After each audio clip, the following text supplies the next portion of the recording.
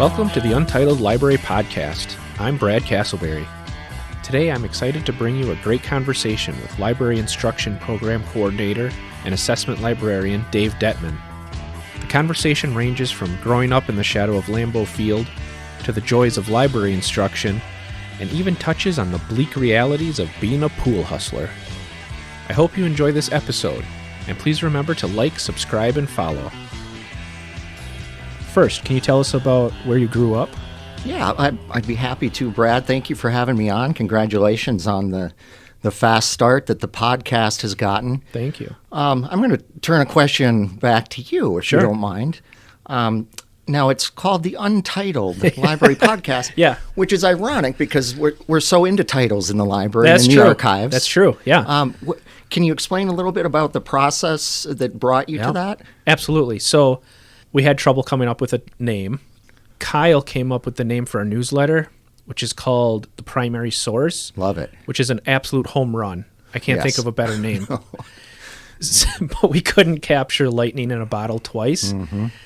And me and Shane are big fans of the Untitled Goose Game. I don't know if anybody's ever played that, but it's a fun little game where a mischievous little goose runs around stealing the farmer's keys or whatever. So we thought, whatever, we'll go with the Untitled Library Podcast then. And then, so then we asked Elijah to come up with the artwork for it. Yeah. And he came up with kind of like the sign with the tape on it. And everybody was like, that's perfect because it looks like the logo's even unfinished. So Right. I don't know. I think it kind of came together nicely. Yeah, and in fact, I was thinking myself, if you would have named it, what would that be? Right. I don't do much of my own thinking anymore. I let AI do it for Yeah, me. I do that too. So Yeah. I actually I generated a list of good. alternatives that in the event that it starts to tank with interviews like this and you need to rebrand Sure, or something. yeah. But I don't really like any of these. Well, we'll tell see. me what you We'll think. see. Shelf life crisis. That sounds pretty good. It's Yeah. good, but it sounds like pretty serious. That is and I serious. asked it for sort of a fun, light title. Right. This is a fun, light kind of endeavor. Yeah. All right, how about shelf indulgence? Oh, that's pretty good. That's not bad. That's pretty good. That's, I think, my favorite. Yeah. Some of these are just, you wonder why. Page turners and policy. Okay, I'm snoozing already. Yeah, that definitely. Checking out sounds like we should be in sweatpants. Or giving it's up. like, don't pay attention, right? Yeah, I'm yeah. checking out of this. The curated conversation, that would be kind of an archival You know what? thing. We also ran ideas through AI, and I think that was one of them we got too. Okay. We were thinking about that one. And finally, one, I specifically asked Brad for academic library archives, and it brought back do we or don't we, which is cute. That but- is pretty funny. yeah, That is well, pretty funny. I like the Untitled. Okay, where I grew up. Yeah, where'd you grow up? I grew up in Green Bay, Wisconsin. I was born in 1970. So my heyday was the 80s, obviously, and into the early 90s. I lived about 3 blocks from Lambeau Field. Oh, really? Yeah, so it was nothing then like it is now. It's a Right. 365-day-a-year business. Yeah.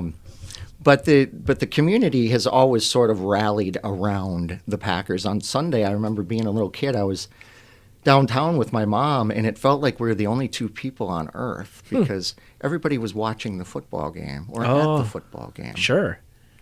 And I grew up on the west side, and really a nice community. Were you season Lots of ticket parks. holders?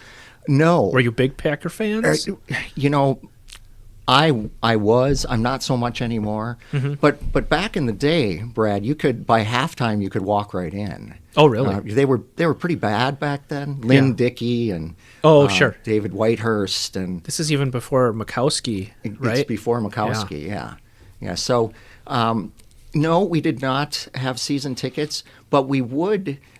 We made it a year-round kind of destination. There was a place in the fence where you could sneak under in the wintertime. Oh. And you could go up to the top of the stadium where there was this one metal shed where the guy with the one camera would do the game. Oh, sure. So now we've got them on wires floating right over Right. their heads. Didn't used to be like that. No, did not used to be like that. So why did your folks, did they consciously choose to move in that close to Lambeau Field, or is that No. just where there was a house available? Yep. It was no big thing back then. Now the houses that are right across, I don't know if you've been there in a while, but It's been a while. on Yeah. Lombardy Avenue, ESPN bought a house there. Oh, really? Yeah, and paid. There was a 3-bedroom, 1 bath that I think got $1.6 million. Well, I saw somebody on a corner lot right across from the parking lot just had a house for sale, like in the past few months. But I don't know whatever happened with that. But they could, like, literally, it was kitty corner right across from their yard. Yeah. So you're a Gen Xer?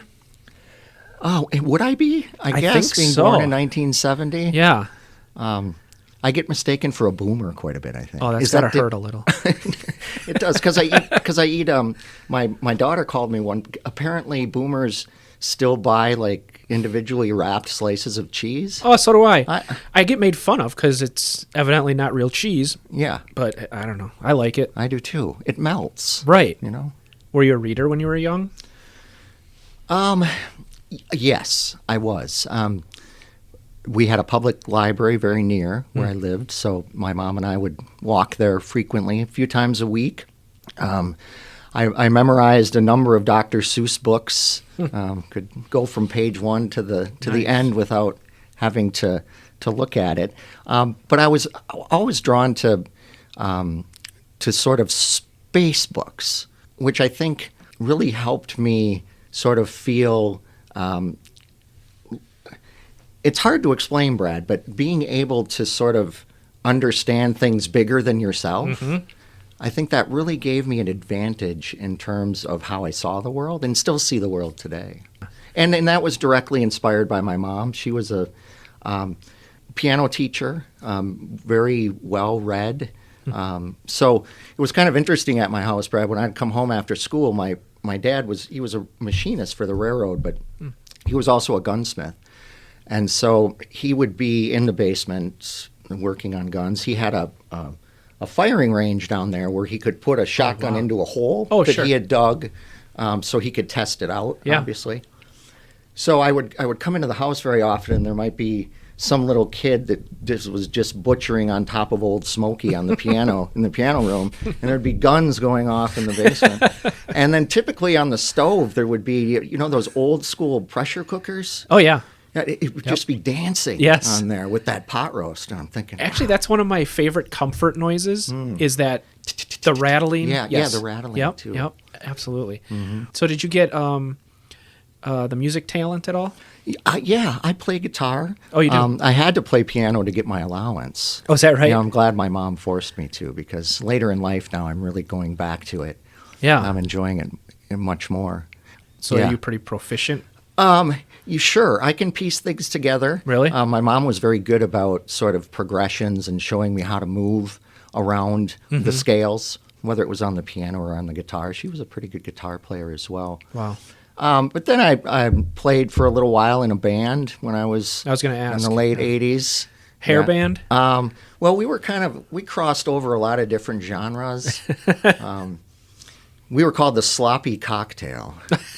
That's a good. Maybe that's a name for the podcast. I don't think you want to go that way, but the origin of the name, Brad, is I don't know if you've ever been to a Wapatui party. Oh, sure. Where everybody brings whatever swill they can dig up at their home. Dump it all together. Steal from their families. Yes. Put some fruit in there, maybe? Some fruit was always definitely in there. Typically in a garbage can with a garbage bag liner. Yes. But not always a garbage bag liner. Which you got to make do. Made you wonder. But at least it wasn't a bathtub. Right. I've heard of people drinking cups out of the bathtub. Yes. I would find another party probably. So you must have went to high school in Green Bay? I did. As well? Yep. Did you play sports? Did you do any other extracurriculars? I played baseball and soccer were my two sports. Played varsity 3 of my 4 years. Oh, wow. And wasn't exceptional at either, just sort of a guy that could just rise above the mediocre when it was needed. Right. What position did you play in baseball? I played shortstop and second base, and I was free safety and I'm sorry, I played football as well, more of an intramural kind of thing, but I was a mid in soccer. Okay. How was your batting average? It wasn't south of the Mendoza line. And shout out to Bob Euchert, and it's one of his lines. Yes. But it wasn't. I was around a 280 hitter. Okay, Yeah. not bad for high school, right? No. Nobody drafted you into college, though. No, I pitched a little bit too, and tore my rotator cuff. Oh, geez. So I kind of wish I wouldn't have had that little go at it. But Yeah. sports are dangerous. I know I've seen my kids go through injuries. Did you play sports? I did. When I you were played younger? football, baseball. I dabbled in basketball and wrestling, but those Wow. didn't really appeal to me. Yeah, the whole spectrum. Were you a good student in high school? No, I was a terrible student. I was too. So we have that in common. Yeah. I struggled as a high schooler too, but did manage to graduate. I think it was more of like we are not going to allow you back next year. Oh, it's sure. kind of like here's gift wrapped for me. I was 209 out of 211 Oh, in really? GPA for my graduating Really? class. There were only two idiots that were dumber than I was in my whole high school graduation. Now, was it because you screwed around or because you didn't apply yourself? Yeah, it was a combination. It was a very long list of things, Brad, Yeah. that resulted in. It was a lack of focus, and I guess you have to be there to do well. That's what I'm told. I know. But like you, I was able to get right into college. I didn't have a great ACT. Well, it wasn't bad. I had a 28 ACT. Okay. Where were you on that spectrum? I wasn't that high. Okay. I was like 24 or 25, but it was enough to get me into a state school. Yeah, So- and I was at UW Green Bay then, but I still had to take some classes that didn't count for credits, just to. I had to do a math one, I Yep, think. math Yep. class, and but I told my kids when they got older and they were going to take the ACT. I told my son Andrew, who's a second semester freshman at Madison. He's studying computer science there, and I said, "Don't feel bad if you don't beat Dad's ACT score. You know, it's Yeah. not the end of the world if you get a 26. I mean, that's close to a 28." Yeah, my bragging rights are over. He got a 35. Whoa, isn't 36 perfect? 36 is perfect. So Wow. I had to shut my mouth. I can't run that game anymore. So I'm guessing he applies himself. And I like to take credit for his brilliance. Oh, absolutely. Because It's your upbringing. I was very talkative, and I was exposing him to academic things. That's the beauty about Yes. being in academia. We can share these beautiful things with our families. And I agree 100%. I grew up in a family that was also blue collar. You'd probably consider your family blue collar. absolutely. And now, having my son grow up in this atmosphere, Yeah. and then me thinking back to my childhood, it's totally different. Yeah. He's familiar with walking on a campus already, stuff like that. How old is your son, Brad? He's only 4. Okay. I was intimidated when I first came on a campus, but he's already been on campus. He's been Yeah. all over. So there's that different comfort level that I think will only help. Right. And I absolutely agree. I spent so many hours with my kids. I worked at UW Green Bay from 2000 to 2008 as a academic librarian there, doing library instruction. And almost every weekend we would be in there. We'd be going through the stacks. I think my oldest son knew the Library of Congress classification system when he was like 8. Yeah. He knew what letters stood for what subjects. Oh, that's neat. And we would do the rolly chair adventures, run as fast as you can down the stacks aisles with the cool. kid on the rolly chair. I haven't done that yet. I need to. You go for it. It's good. So after high school, you got accepted into Green Bay. Yes. And what kind of undergraduate degree did you pursue? English. Okay. Science was just something I knew my brain wasn't comfortable trying to do, but writing and literature had always inspired. Even as a bad student in high school, I gravitated towards, Faulkner and Hemingway, and would spend time reading that. So I went in as an English, ended up getting a double major. They had a major at that time called Humanistic Studies, which doesn't exist anymore, but it was a fascinating major because it brought together a lot of different disciplines. So, for example, we would look at a novel, but we wouldn't just look at the structure of the novel. we'd look at all of the societal input, the things going on, the thinking and philosophy that influenced what was going on in a novel or in psychology. So it was a great way to see the birth of something or the creation of something, art, music, whatever it might be, from a lot of different perspectives. That's interesting. Yeah, and I don't know if you know anything about that campus up there, Brad, but it's beautiful. It's on the far east side of Green Bay, although Green Bay is growing out towards it now. Yeah, it's outside of the city, right? It is. Yeah. It is, yeah. And it's surrounded by this 8-mile arboretum, this beautiful nature preserve that goes down along the bay of Green Bay. So in the summer, you can walk in the sand, and it goes up in the hills. There's a golf course there. But their draw for enrollment, they have, and they've always had this, well, not always maybe, but it's called the 3 T's. And it's the things that draw students to enroll at UWGB that they've explained why they came. And 1 T is trees. Okay, that's the beautiful area that it's set in.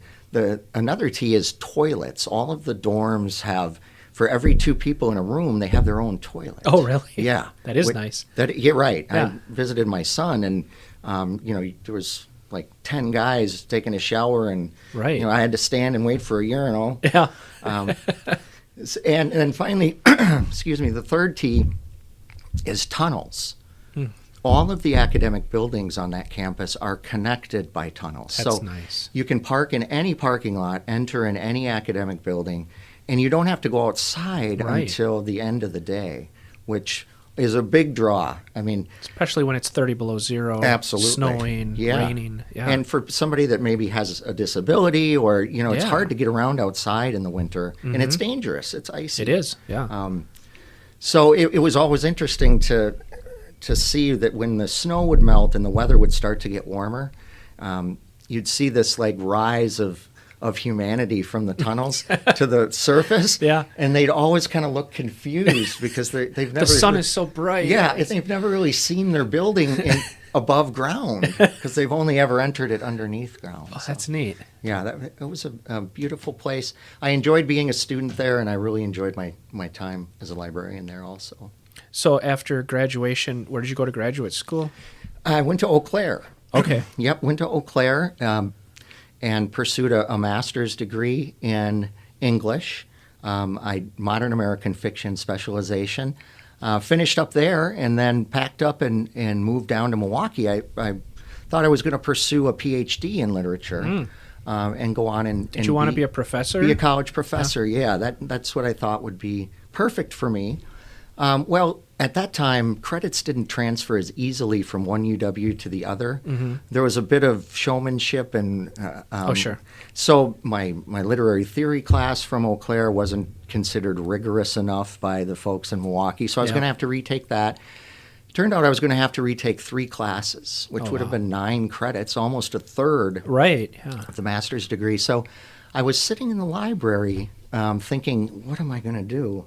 And I just looked around and I said, this is always what I've loved. Yeah. Since I've been a little kid, I've loved libraries. When I was an undergrad, I spent all my time in the library. As a grad student, I was in the library for both master's degrees. So it was a place I was very comfortable in. And it turns out for the best, Brad, because the competition for jobs to be an English professor, some schools, it's a 600 to 1, 600 applications for one position. Oh, my gosh. And, I mean, coming from UW Milwaukee, it's a fine program, but it's not Carnegie Mellon or Cornell, so you're dealing with that, too. And I remember when I was talking about this decision with a PhD, a professor in English, and he was absolutely supportive and delighted that I was going to pursue library science. He said, if you were going to pursue the doctorate in literature, he said once you finished with the degree, there would be one question that you would have to get used to asking over and over again every day. And I said, I have to know this. Right, yeah. And he said, it's, do you want fries with that? Oh, no.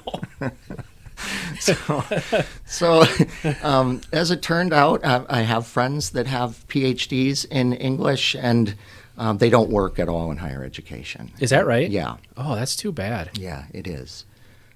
So then, did you transition right in Milwaukee? I did. Yep. They have the MLIS there, so it was very easy for me to roll right in. And again, as I mentioned, that I'm not a specialist. I really love the flexibility that I have and being able to sort of trip through different disciplines. I mean, literally, Brad, I might do an anthropology library instruction session in the morning, maybe a psychology late in the morning, and then a zoology class in the afternoon. It's literally A to Z. I get paid to be a student, which is a fantastic job. Earlier today, I got paid for prepping for a class I'm going to do next week, which is in biology. It's on pollinators. And so I get to sink into the peer-reviewed literature and poke around and get a presentation ready that's relevant for what the students need to do. Do you know that animals are pollinators too? Some animals are. I never had thought of that. Oh, yeah. I had always thought of primarily pollinators are going to be like flowers and birds. But there's this lava lizard is its name, and it lives on the Galapagos Islands, famous for where Darwin did most of his research, putting together the theory of evolution. And it's considered one of the most prolific pollinators of all pollinators. Really? It's attracted to very bright colored flowers. So it will run to the bright colored flowers and roll around in them. And then it'll go on its way and find another bright colored flower and then roll around in that. So it's created literally dozens of hybrid different kinds of plants on the Galapagos. Wow. Yeah. That is really cool. And this is something you never would have learned unless you were in this position. And get paid for it. Right. It's fun. Yeah. I always tell my students in my 4-credit classes that, I'm the only one getting paid for this today.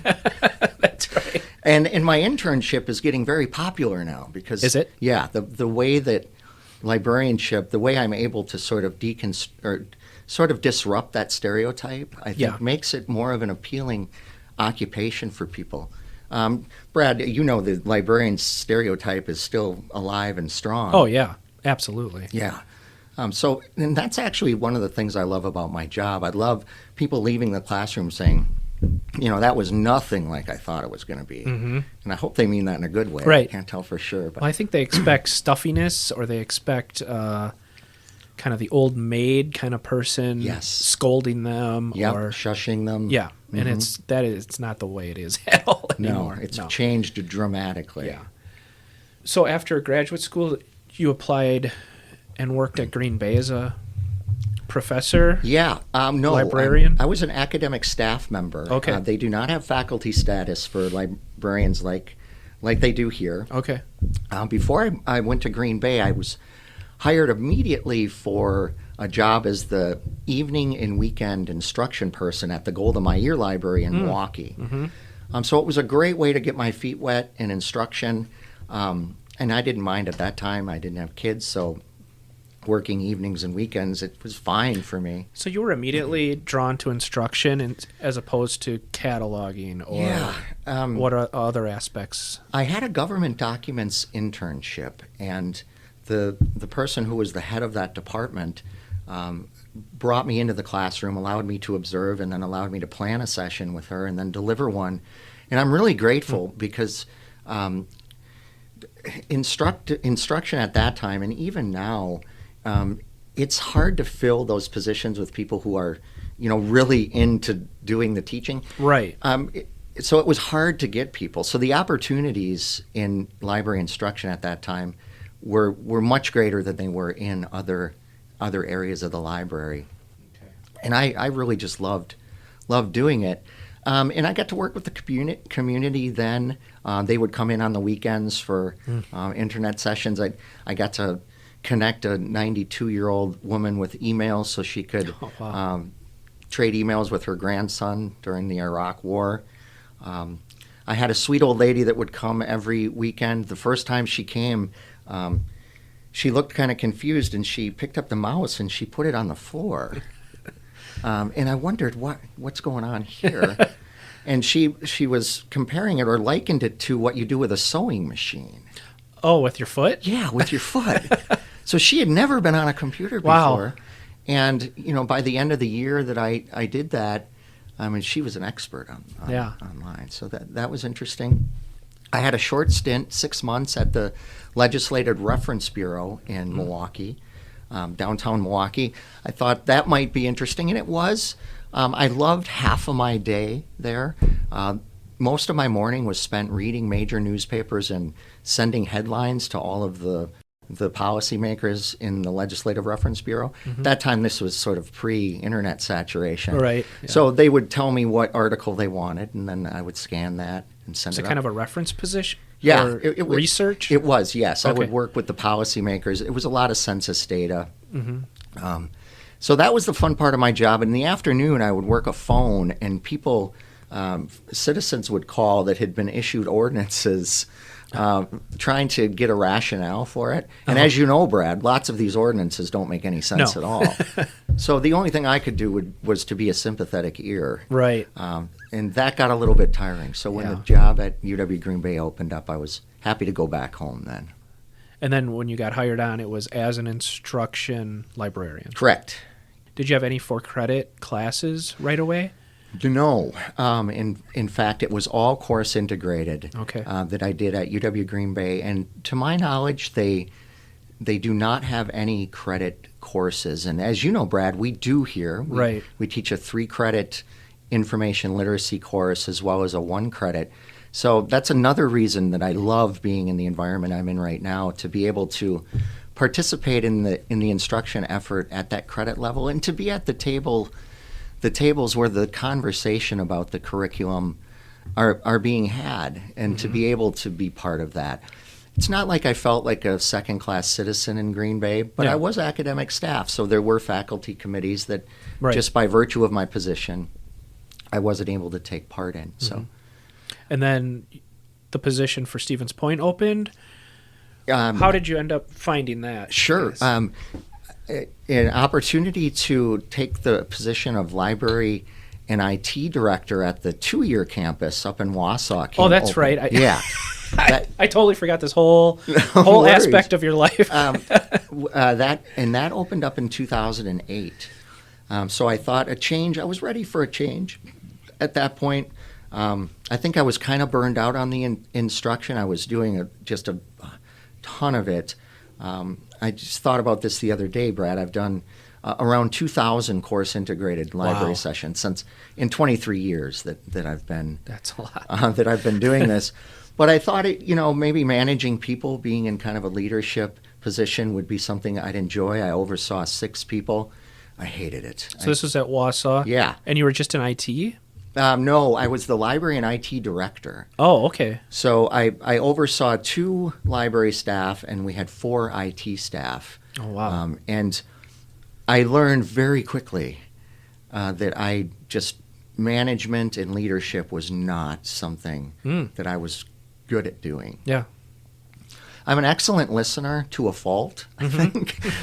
Sometimes, being a buddy is something that I've always enjoyed, but doesn't necessarily result in the best sort of productivity or workplace environment. Yeah. So when the job opened here, it was as if, fate. I had finally knew that this was where I was going to spend the rest of my career. So you had kind of hit the wall in Wausau. You were like, this is. I had, and I really missed the teaching. Yeah. Because I was kind of removed from it then. We had somebody in the library that did it, and we didn't do that many sessions. It was the class array was much smaller over there. So I really missed the teaching, and was grateful to be able to find a job without having to pick up and completely move. Yeah. Making the drive is certainly doable, and I still do that. And you got the job at Stevens Point before the merge, right? That's correct. How much before? Well, I started here now. It'll be 10. It was just 10 years. I was just promoted to full professor. Okay, congratulations. Thank you. Quite an honor. Terrific colleagues. I'm just amazed at the good work that they do every day. So to get their vote of confidence was really touching to me. So it would have been 2014, quite a ways before the merger yet. Okay. But I had said, Brad, back in about 2011, and there's even a document that a friend of mine has where I say that in 5 to 10 years, the 2 years are going to be overseen by the 4 years. Is that right? Yeah, I could read the handwriting on the wall. I think there's a few people that could see it coming.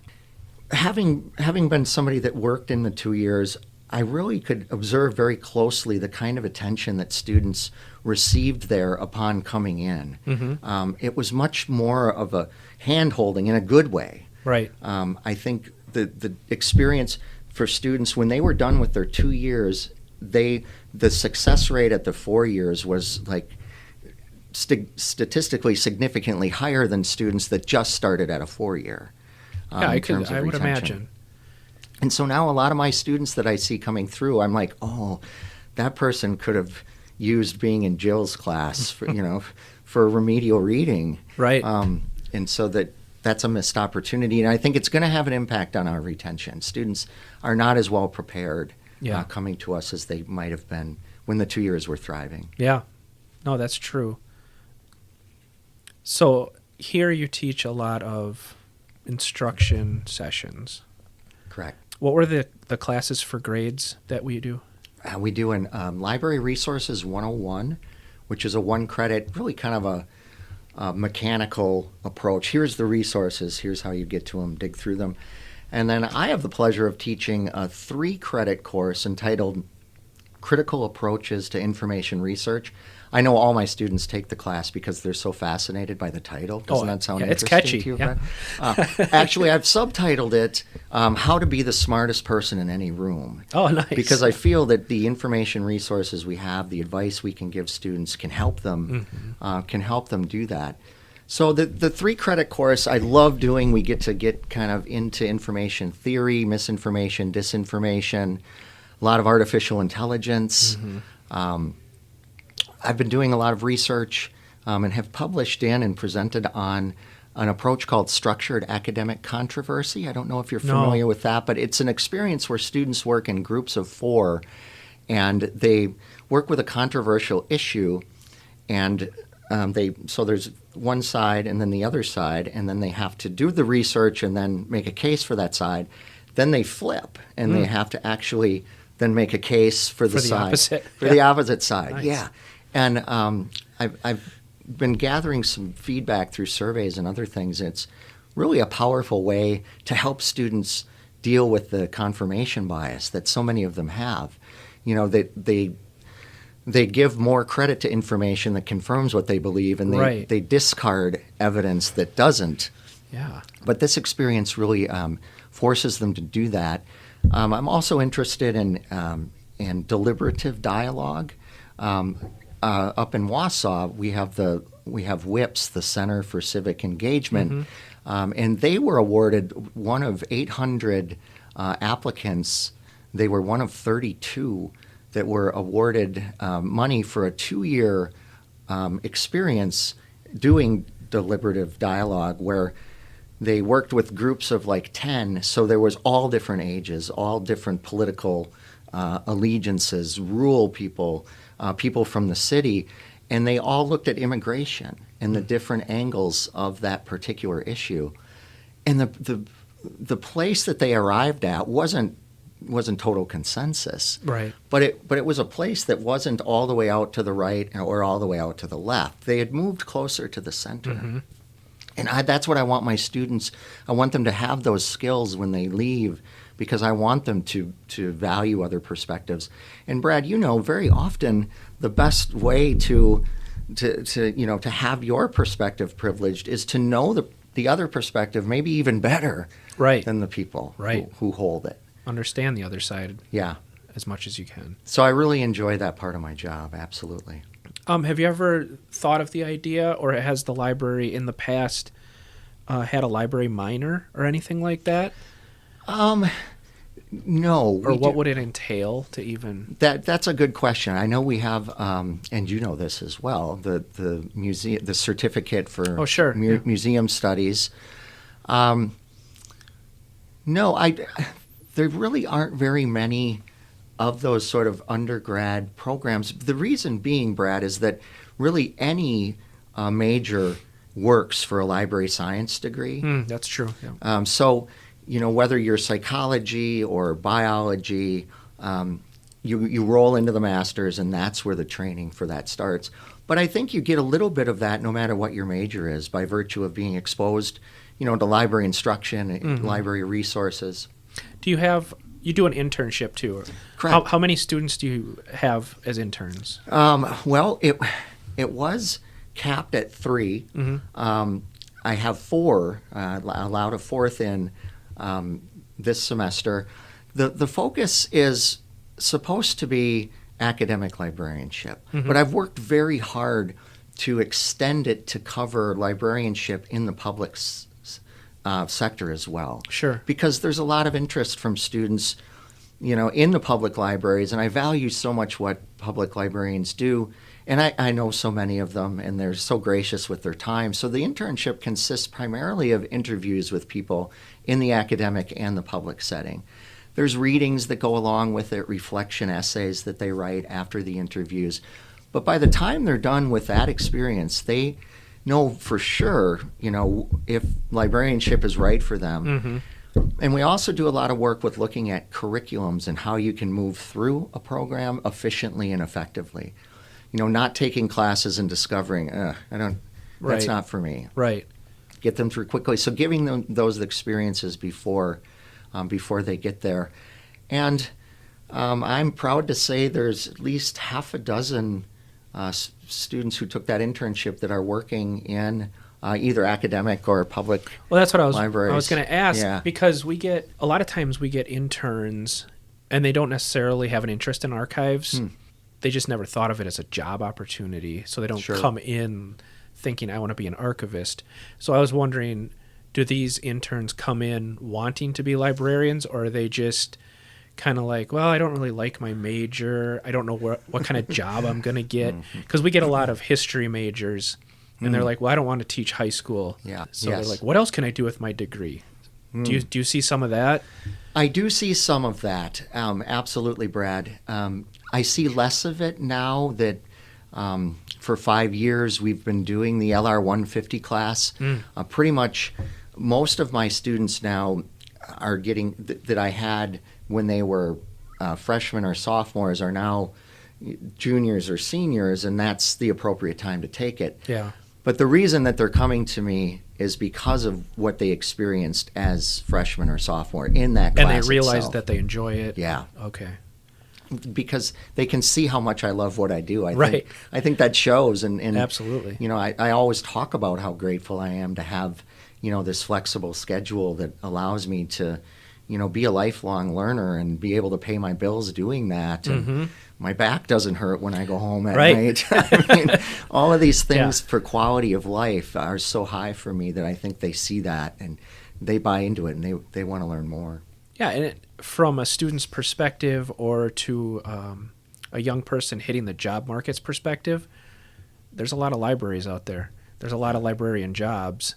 It's competitive, but if you're not place-bound, Right. if you're willing to move, there's a lot of certainly opportunities. Yeah, and the internship paid off quite handsomely for one of my students that recently graduated and applied for a job as finished her master's degree and then applied right out of the MLIS to Penn State for a library instruction job that was requiring 1 year of experience. And she contacted me. I told her, just send it that way anyways, with the internship on it. And they gave her credit for 1 year of experience with the internship. Wow. With the 3-credit internship. So bang. Wow, she that's got a nice hired. turnaround. Yeah. I'm grateful that the work that we did together was taken so seriously by Penn State, and they recognized how valuable the internship was and deemed her ready to get on the front lines. Well, I think internships are extremely valuable. Oh, yes. Like on-the-job training kind of thing. Yep. Yeah. I absolutely agree with you. Connecting early and often with employers in an academic career can make all the difference. Yes. If they see you, from a freshman to a sophomore to a junior, and it's time to give an internship to, you or another person that's been a stranger, Right. that's going to be your springboard potentially into a position. Yep, absolutely. Okay, moving away from libraries then. Maybe. I don't know. How do you like to relax when you're not at work? I actually am more relaxed when I am at work. I was going to Brad. say, you enjoy your job too much. I love walking my dog. I have a very active dog, although she's hobbling a little bit. She's getting a little bit older. So we do about 5 to 7 miles a day. Really? Yeah, her and I Wow. have walked around 17,000 miles in her 11 years. Do you have a standard loop that you walk? We have maybe 4 or 5 or Okay. even 6 different scenarios that we go through. Do you live in town or in the country? I live in Wausau. Oh, you do? Yeah, yep. So, but what's nice about where I live, it's definitely in the city. It's near downtown, so I can walk for coffee in the 400 block. The square in yeah. the summer has the outdoor music. But yet, I'm just minutes away from Memorial Park, which is a beautiful park. You go down a hill, it's right along the water, along the river there. There's also the People's Sports Complex, which leads down to a very, very sprawling nature area. So it's really the best of both worlds. Yeah. I do like to exercise. I run 3 or 4 marathons in the summer. Oh, really? So I spend the winters keeping in shape, keeping Wow. on the treadmill. In fact, I'll be listening to the second installment of the podcast on the treadmill later today. My daughter is 14. She is a very competitive D1, which is a Class 1 barrel rider. Oh, So she's got a couple of horses. nice. Yeah, and fortunately at a barn that's just about 10 minutes outside of the city, so it's easy to get back and forth from. We have really good friends that have the $80,000 trucks and the $100,000 yeah. trailers to take the horses. Yes.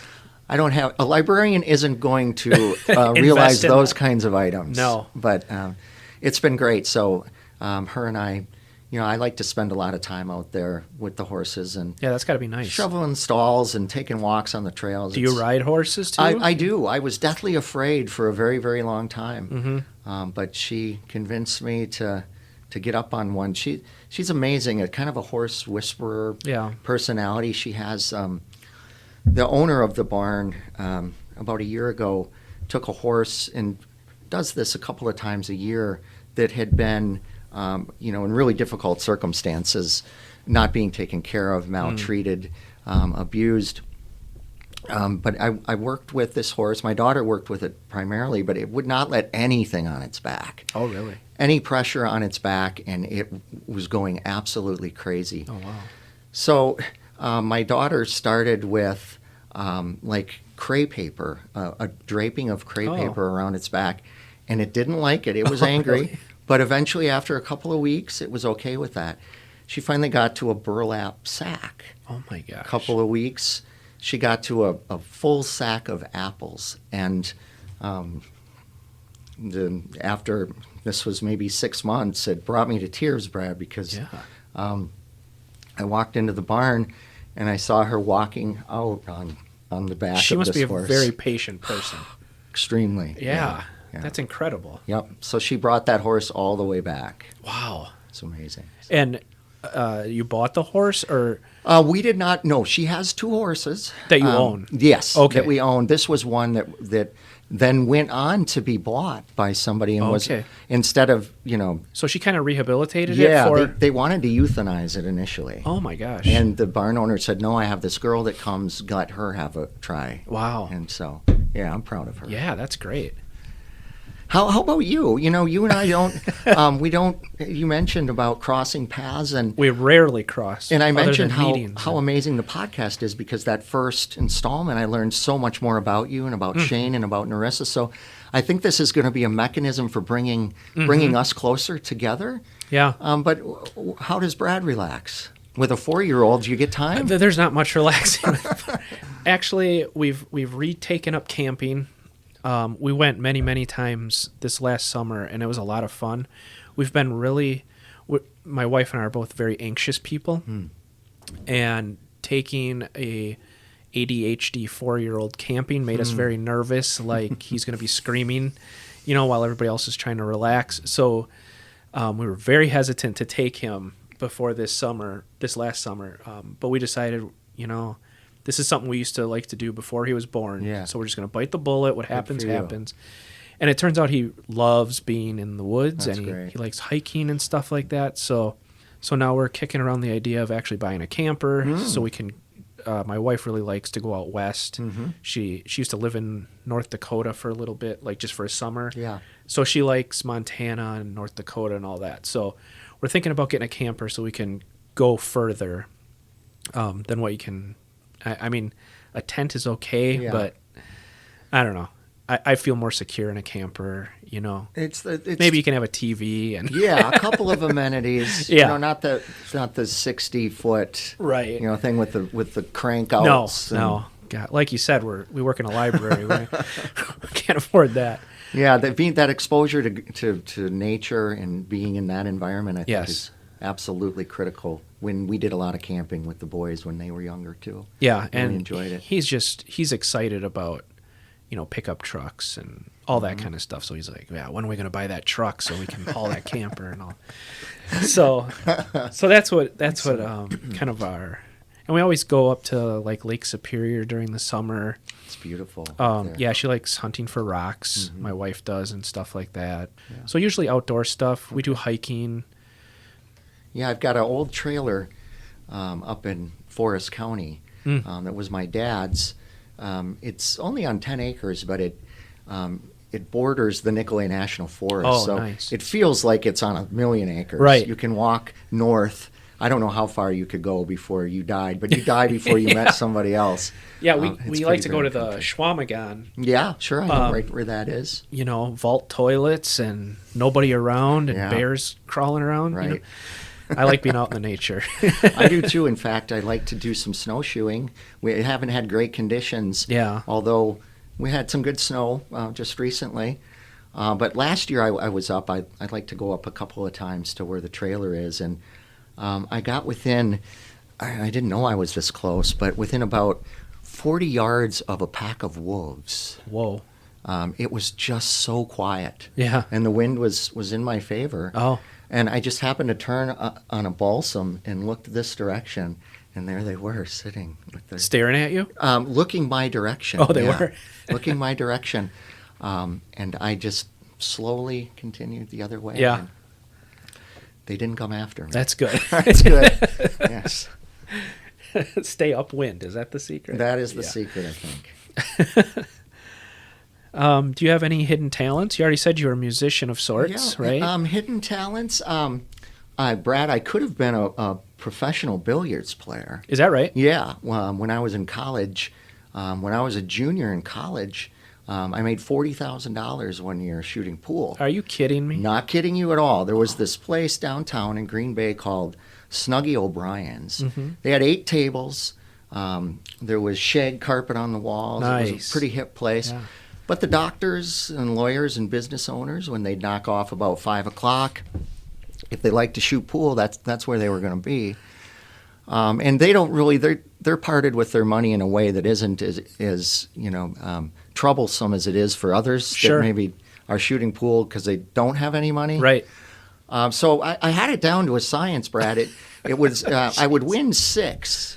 I would never win more than 6 out of 10. $50 a game. So 6 out of 10 would be $100 for 10 games, and I could easily get 20 to 30 games in a night. Wow. So I did run into a guy though that did not want to be parted with his money. Oh, is that right? He said he was going to an ATM, so I continued to shoot. I used to wear this T-shirt that irritated people. You've heard of Hugo Boss, the designer? Yep. Well, it just said Boss across the front. Yeah. So I had a little bit of an attitude that way. And so I'm taking a shot, and I hear this guy scream, now who's the effing boss? And then it felt like somebody brought the world down on my head. He had unscrewed the stick and took the business end. Oh, my God. And opened my head.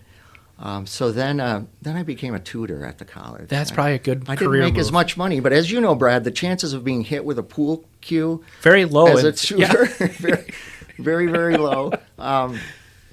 I've dabbled with power eating before. Really? Yep. I would frequently. The kids were always kind of enamored by somebody that can eat a lot. Little kids love a guy that can eat a lot. Yeah. So I could sit down with 2 loaves of bread, a jar of peanut butter, a jar of jelly, and make sandwiches till they were both gone. Wow. And so that would be about 2 dozen sandwiches. Yeah. Did you ever hot do like dogs, the pizzas? like the hot dog contest? It would never competitively. Okay. No, I never did it competitively. But I know Narissa, my colleague, is always trying to get me to do it on exam cram or some other event that we have That's a good idea. to draw Yeah. people in. So I don't quite do that. I don't do that as much anymore. The kids are grown up. They're not Yeah. as impressed by it. No, they're like, Dad does that all the time. Yeah, right. My son in Madison, he's got friends on the football team that eating a lot of food is not a thing No. anymore. But yeah, that would be about it. That's funny. Shooting pool and power eating. You never got hustled? Or you were the hustler at the pool? Well, no, that's an interesting question, Brad. I was in Green Bay. I was the hustler. Okay. When I went to Milwaukee in grad school, I didn't play as much, but I would play. There was a guy in a pool hall there. His name was Pops. Extremely good. When you were playing him inside and it was kind of dark in the bar, he looked like he was about 80 years old. Mm-hmm. But when you'd see him in the light, like the next day on the street, he looked twice that old. Oh, really? I mean, yeah. He looked 160, and he was just so good. I lost more than I that right? won when I played Pops. Yep. Yep. There's always somebody better, isn't there? There is, yes. So yeah, I could do pretty well in my little pond, but once I got into the big city, there were too many Pops around. Did you name your pool cue? I did not name No? my pool cue. I felt like that was going to be bad luck for me. Okay. That I makes didn't sense. want to give it an identity. Yeah. Because then if you name something, it can do things by itself, right? It makes it way more real. Yeah. It does. Yeah. So I didn't trust having something with its own personality in my hand. It's your tool. It's Yes. not. Yeah. You know. Just like I wouldn't name a hammer. Exactly. Yeah. All right. Well, we got to wrap her up, I think. All right. Thank you so much for joining me. Pleasure's all mine, Brad. I appreciate being here and keep up the great work. I look forward you. to many more installments. I hope so. All right. All right. Thanks. I hope you all enjoyed the conversation. And until next time, keep reading, keep exploring, and remember the library is always open for discovery.